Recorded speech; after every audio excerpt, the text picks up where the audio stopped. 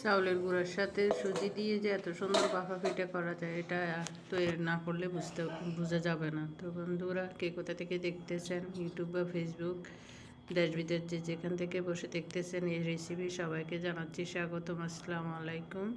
বন্ধুরা, দেখে বুঝতে পারতেছেন আজকের রেসিপির নাম কি। আজকে হচ্ছে সুজি মিশ্রিত বাফা পিঠা। তো সেজন্য এখানে আমি কিছু পরিমাণ সুজি নিয়ে নিচ্ছি। সুজিটা নিয়ে সেখানে দিয়ে দিচ্ছি আমি আগে থেকে জাল করে রাখা গরুর দুধ দিয়ে ঢেলে অল্প অল্প করে মিক্স করব। এখানে প্রায় 2 কাপ সুজির জন্য আমি প্রায় 2 কাপ দুধই ব্যবহার করছি।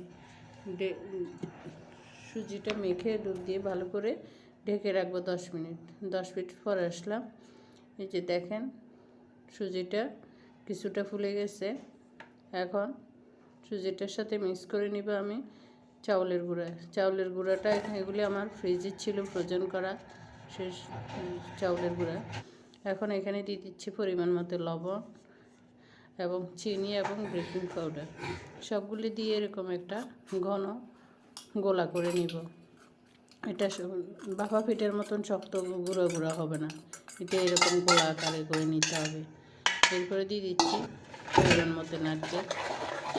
এখানে বাদাম কুচি করেও দেওয়া যায়। আমার কাছে কিছু টুটি ফুটি ছিল, সেগুলি দিয়ে দিচ্ছি।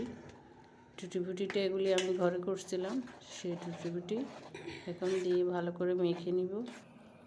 মেখে এরকম ছোট ছোট কাপে স্টিলের বা সিলভারের বাটিতে নিয়ে নিব। এই যে রাইস কুকারের একটা স্টিম আছে, ওইখানে দিয়ে দিচ্ছি।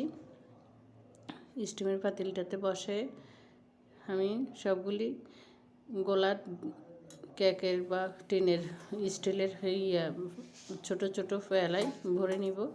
এরপরে চুলায় বসিয়ে দিব স্টিম করার জন্য। এই যে 10 মিনিট পরে, 10 মিনিটও লাগে না, আমার সুন্দর পিঠাটা হয়ে গেছে।